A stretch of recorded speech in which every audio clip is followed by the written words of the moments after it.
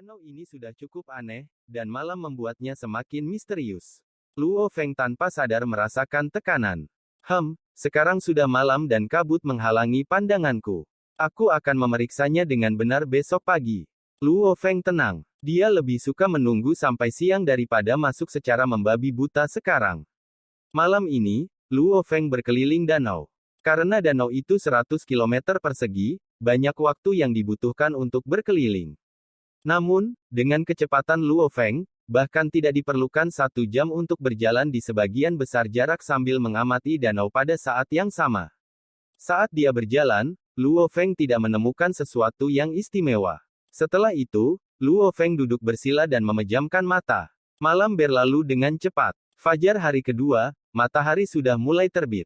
Luo Feng duduk di rumput saat dia melihat ke arah danau. Danau di depannya masih tertutup lapisan kabut, yang semakin tebal ke arah tengah. Dan, di tanah yang mengelilingi danau, tidak ada kabut sama sekali. Seperti yang kuduga, kabut tetap ada baik siang maupun malam. Visibilitas di siang hari jauh lebih baik daripada di malam hari. Bahkan dengan penglihatan level Wargot Luo Feng hampir tidak bisa melihat melewati 100 meter tadi malam. Sungguh menakjubkan bagi orang biasa untuk melihat 5 meter terakhir. Sekarang matahari telah terbit, Luo Feng bisa melihat melewati sekitar 200 meter. Sejujurnya, untuk pejuang level Wargot, jarak 200 meter hanya membutuhkan gelombang sederhana dari tubuh mereka untuk menutupi. Aku akan masuk dan melihat. Luo Feng melompat ke perisai heksagonal yang mengambang di sampingnya. Dengan kakinya di atas perisai, dia dengan cepat terbang ke tengah danau. Kabut memancar, tumbuhan air berlimpah di danau yang luas ini. Kadang-kadang, suara aneh bisa terdengar, dan permukaan air akan bergetar sebagai akibatnya. Mata manusia tidak bisa melihat di bawah permukaan danau.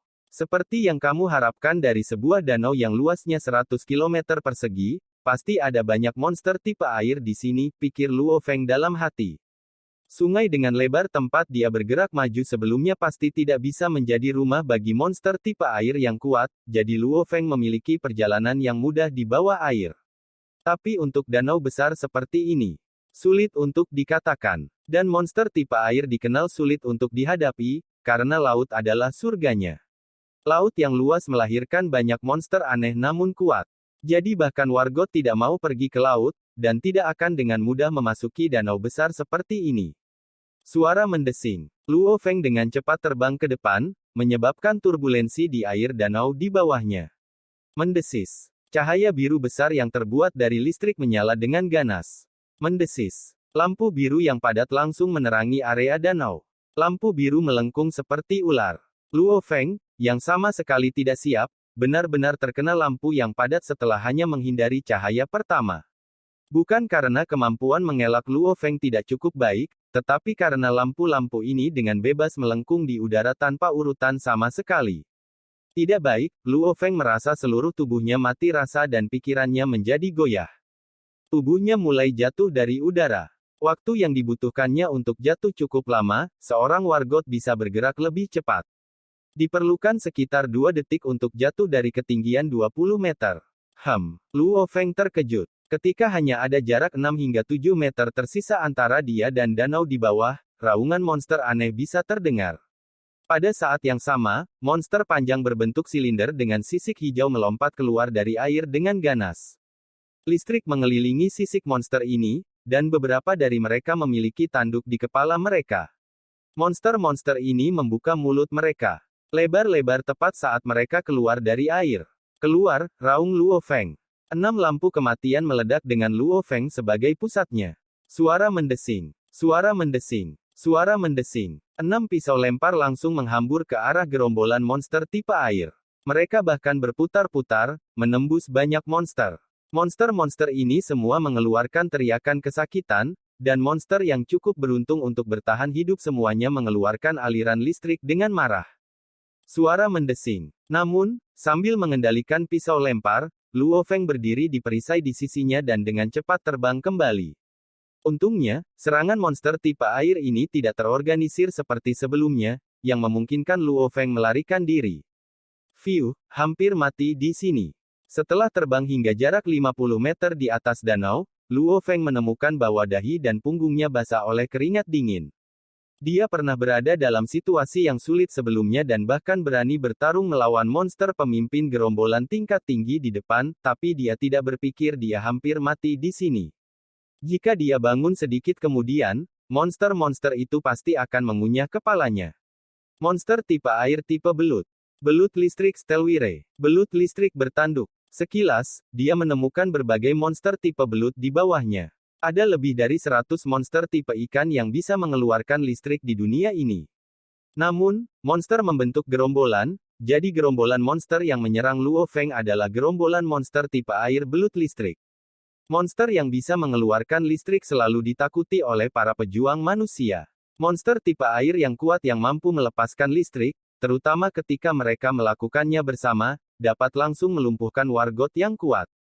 Saat mereka tersingkir, bahkan wargot tidak bisa berbuat apa-apa terhadap belut listrik. Mereka tidak bisa berbuat apa-apa.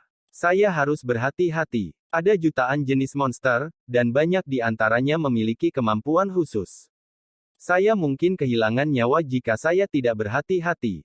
Luo Feng terbang ke ketinggian 50 meter dan kemudian dengan hati-hati terbang ke depan. Saat terbang, dia bisa mendengar segala macam suara aneh yang dibawa dari danau. Jelas, ada sejumlah monster yang mengkhawatirkan di danau. HOWL gelombang. Raungan mengerikan menggelegar di samping telinga Luo Feng. Pada saat yang sama, kekuatan luar biasa langsung mendarat di tubuh Luo Feng, menyebabkan Luo Feng jatuh tanpa daya. Brengsek, tidak percaya monster tipe air lain menyerang saya. Luo Feng dengan putus asa mengendalikan kekuatan spiritualnya untuk membuat dirinya melayang. Tapi tubuhnya jatuh tak berdaya. Huhu gelombang-gelombang. Pusaran air yang luar biasa terbentuk di danau di bawahnya. Pusat pusaran air adalah lubang hitam. Di bawah kabut putih, lubang hitam itu buram, dan lubang hitam itu menelan semua yang ada di atasnya dengan gila. Kekuatan hisapnya yang kuat mencegah Luo Feng terbang sedikit. Perlu diingat bahwa kekuatan spiritual Luo Feng sebenarnya berada pada level wargot tingkat lanjut. Orang besar. Luo Feng menunduk dan tertawa. Suara mendesing. Suara mendesing. Dua pisau lempar kelas SS dengan cepat ditembakkan ke bawah, langsung menuju lubang hitam besar. Ci. Iya, tangisan menusuk telinga yang terdengar seperti suara bayi langsung terdengar di langit. Suaranya sangat besar dan menusuk telinga, menyebabkan Luo Feng tanpa sadar menutupi telinganya. Di perairan yang mengamuk di bawah, darah berwarna merah tua bercampur di dalamnya. Dan, lubang hitam, itu, dengan kekuatan hisapnya, benar-benar lenyap. Suara mendesing. Suara mendesing. Kedua pisau lempar itu mendarat di udara saku Luo Feng. Monster yang sangat kuat, pisau lempar saya hanya berhasil menggores permukaan kulitnya sebelum terhalang oleh tulangnya. Luo Feng sedang mengontrol pisau lempar, jadi tentu saja dia jelas bahwa pisau lempar hanya melukai monster itu sedikit. Biasanya mengaum, tapi saat kaget, dia menangis seperti bayi. Kekuatan hisapnya mengejutkan. Monster tipe air apa ini?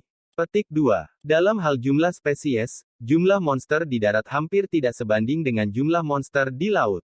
Ada lebih dari 10.000 spesies monster berbeda di darat. Bisa dibayangkan berapa banyak monster tipe air yang berbeda. Selain itu, para pejuang menghabiskan sebagian besar waktunya di darat. Akibatnya, Luo Feng, seperti petarung lainnya, tidak tahu banyak tentang monster tipe air. Dia hanya tahu beberapa yang umum dan terkenal. Saya akan terus maju. Saya ingin melihat sendiri betapa anehnya danau ini, gumam Luo Feng pada dirinya sendiri. Tetapi pada saat yang sama, 6 pisau lempar melayang di sekelilingnya. Dia juga terbang 30 meter lagi, mencapai ketinggian 80 meter. Akhirnya, Luo Feng mendarat di pantai. Bola keringat, akhirnya sampai di pulau di tengah, muncul di hidung Luo Feng. Dia cukup terkejut dalam perjalanannya. Selain pengalaman mendekati kematiannya dari serangan gerombolan belut listrik, Luo Feng juga melihat dua monster tipe air besar saling membunuh. Dia juga melihat seekor naga, setidaknya sepanjang 100 meter, sedang makan. Bagaimanapun, jumlah monster tipe air yang kuat di danau ini ternyata sangat banyak.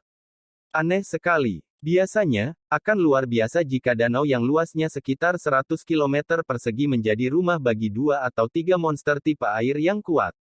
Tapi danau ini, Luo Feng sudah melihat 7 atau 8 monster tipe air yang sangat kuat dalam perjalanannya ke sini. Dan bahkan jangan menyebutkan yang lebih kuat yang bersembunyi di bawah. Kepadatan monster yang kuat terlalu besar. Ini bertentangan dengan akal sehat. Pasti ada penyebab di balik semua ini. Luo Feng berjalan di pantai dan melihat ke hutan lebat di depannya. Pulau di tengah danau itu seperti hutan primitif. Ada banyak pohon besar berdiri dan tanaman berlimpah di mana-mana. Luo Feng tidak bisa membantu tetapi mulai naik, dan dia terbang lebih tinggi dan lebih tinggi. Dia melihat ke pulau di bawahnya. Pulau misterius ini tertutup kabut seperti biasanya. Dan danau yang mengelilingi pulau, berisi monster tipe air yang kuat dalam jumlah besar. Tidak benar, tidak benar. Wajah Luo Feng berubah. Pulau ini, mengapa pulau ini sangat sepi? Ya, diam. Setelah datang ke benua Australia untuk waktu yang lama, Luo Feng tidak pernah menemukan tempat yang sepi ini. Meskipun berada di alam liar, pasti ada monster dalam jumlah besar. Tapi pulau ini tertutup kabut. Bahkan tidak memiliki satu monster pun. Tidak ada monster terbang, tidak ada monster tipe darat. Pulau yang tertutup kabut ini sangat tenang. Namun, danau yang mengelilingi pulau itu memiliki monster tipe air yang sangat kuat dan mengerikan. Pulau ini aneh. Tidak benar. Luo Feng belum pernah merasa begitu takut sebelumnya. Dia tidak tahu mengapa, tempat yang terlalu sepi dan tenang ini, membuat Luo Feng ketakutan. Suara mendesing. Luo Feng mendarat di pantai. Dia tidak berani masuk lebih dalam ke pulau itu. Danau itu aneh dan pulau itu juga aneh. Luo Feng tiba-tiba tersenyum. Dia mengulurkan tangan kanannya dan menekan tombol pada jam tangan komunikasi taktis di pergelangan tangannya. Ditekan. Berbunyi. Jam tangan komunikasi taktis menyala. Jam tangan komunikasi taktis saya aktif sekarang. Liao, waktunya kamu datang, gumam Luo Feng pada dirinya sendiri. Meskipun Liao kuat, dia tidak punya pilihan selain berenang melalui danau karena dia tidak bisa terbang, tapi monster tipe air di danau ini sangat kuat, bahkan Liao akan mengalami banyak kesulitan untuk melewati danau tanpa sekarat. Kota markas Paris, dalam ruangan besar, salah satu dari 3 orang yang duduk di depan laptop, seorang pemuda tampan berkulit putih, tiba-tiba berseru, "Nyonya, sudah selesai, kami menelepon telepon target." "Apa, Venina?" Yang awalnya mengerutkan kening, berkata karena terkejut, "Kita selesai telepon, koordinat target sudah dipastikan." Lanjut pemuda tampan berkulit putih itu, "Pindahkan segera," perintah Venina. "Yap," pemuda kulit putih dengan bersemangat mentransfer koordinat ke Liao, yang berada di tanah terlantar di benua Australia. Monster bisa terlihat saling membunuh di mana-mana di gurun yang luas ini. Tujuan mereka adalah untuk membunuh lawan mereka dan memakannya untuk mengisi perut mereka sendiri. Namun, dibandingkan dengan tubuh monster, petarung manusia kurus dan kurus bepergian sendirian di hutan belantara. Petarung ini bahkan tidak menghindari monster apapun. Dia menyerang lurus ke depan. Dia memperlakukan monster-monster itu seperti semut. Cukup banyak monster yang berusaha menyerang petarung manusia ini, namun hal itu justru mengakibatkan bau darah yang menebal di tubuh petarung tersebut. Dengan aroma yang mengejutkan yang jelas bercampur darah monster kuat, monster menghindari hak asasi manusia ini ketika mereka melihatnya. Luo Feng, gumam Liao pada dirinya sendiri seperti binatang buas. Sembunyi saja, terus sembunyi. Kamu bisa bersembunyi, tapi kamu tidak bisa bersembunyi selamanya. Liao tidak pernah menyangka bahwa memburu pemuda berusia 19 tahun ini akan sangat merepotkan.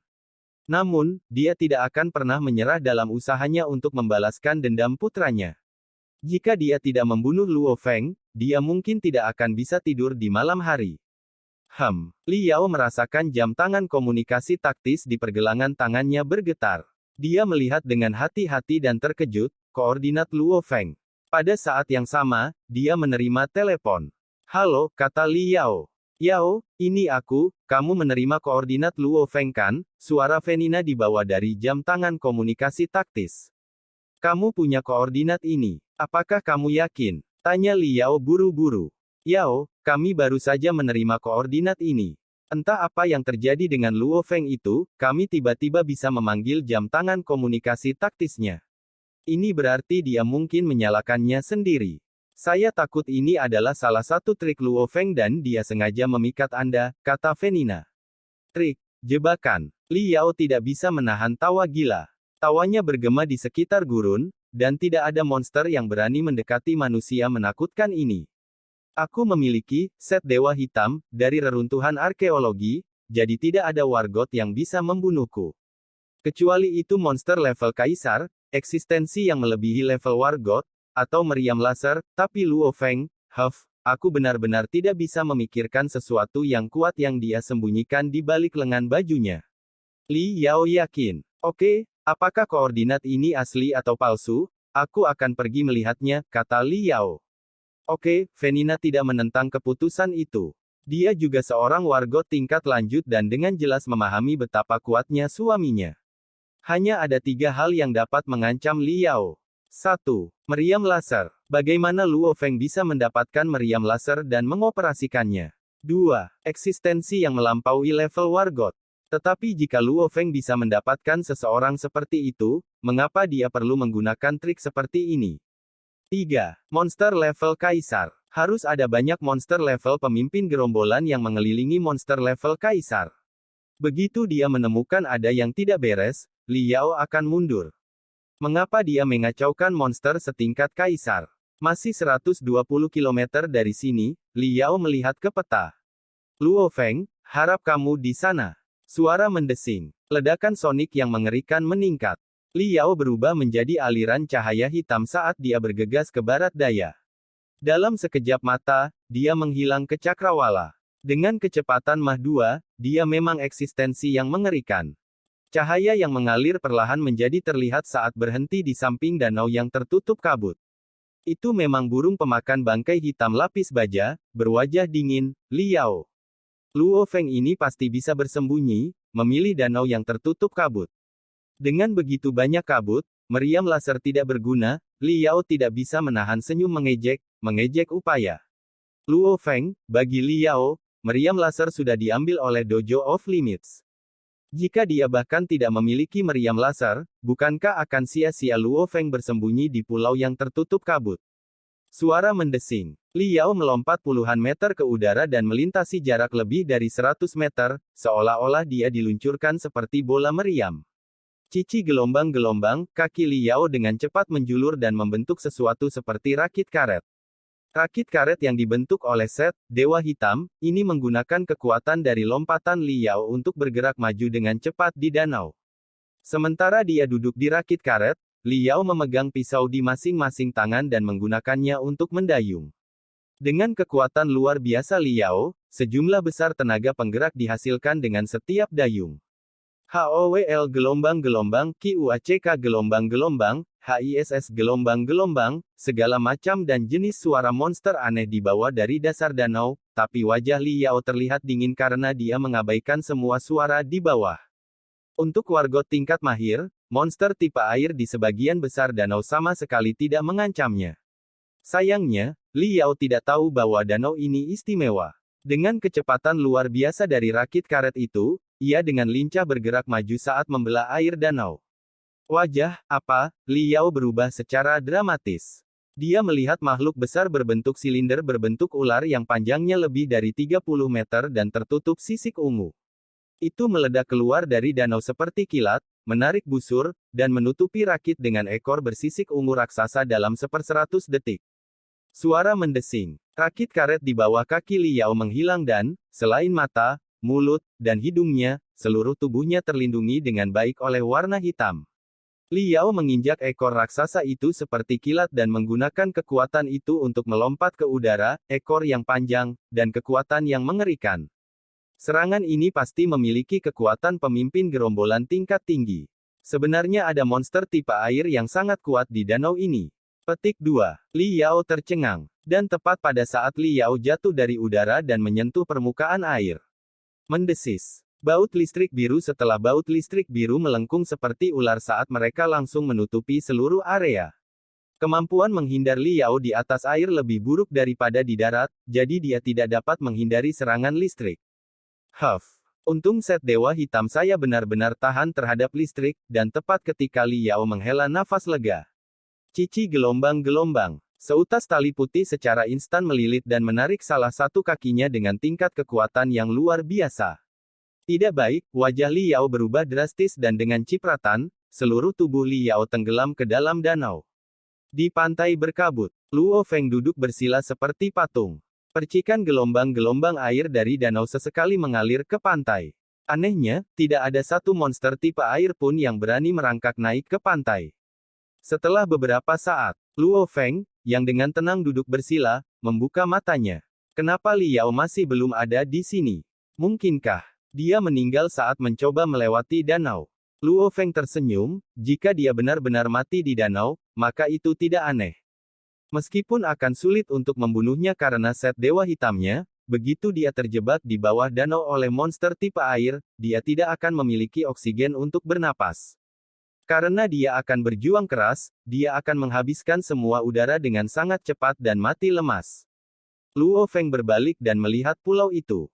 Diam. Seluruh pulau sunyi. Hanya angin dan dedaunan yang bisa didengar. Bahkan di dalam wargot tingkat mahir, aku hampir tak terkalahkan. Kecuali jika monster tingkat kaisar muncul, itu tidak mungkin bagiku untuk terbunuh dalam banyak keadaan. Ya, saya akan melihat ke dalam. Luo Feng tidak bisa mengendalikan rasa ingin. Tahunya, dia juga cukup percaya diri dengan kekuatannya sendiri, jadi Luo Feng, sementara waspada dengan perisai heksagonal dan pedang hantu di tangan, dan juga siap untuk mengontrol pisau lempar kapan saja, dengan hati-hati memasuki pulau dan menghilang kabut yang memancar saat dia memulai penjelajahannya. Setelah sekian lama, di pantai di seberang pulau. Matilah. Raungan amarah terdengar dan air di danau di samping pantai dengan ganasnya meledak dengan darah beterbangan di mana-mana. Sebuah gambar hitam terbang ke udara dan kemudian mendarat di pantai. Saya akhirnya mencapai itu, gambar hitam langsung melembut di pantai. Hanya setelah beberapa saat dia bisa menguasai dirinya sendiri. Mengerikan, sungguh danau yang mengerikan, wajah Liao penuh ketakutan dan syok saat dia melihat ke danau besar di depannya.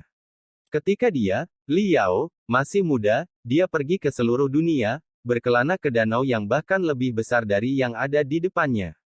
Dia bahkan pernah bertarung dengan monster di laut sebelumnya. Namun, Liao tidak pernah begitu dipukuli, tidak pernah sedekat ini dengan kematian sebelumnya. Saat dia dengan gila melarikan diri di bawah air sekarang, dia melihat lebih dari 10 monster tipe air level pemimpin gerombolan tingkat tinggi.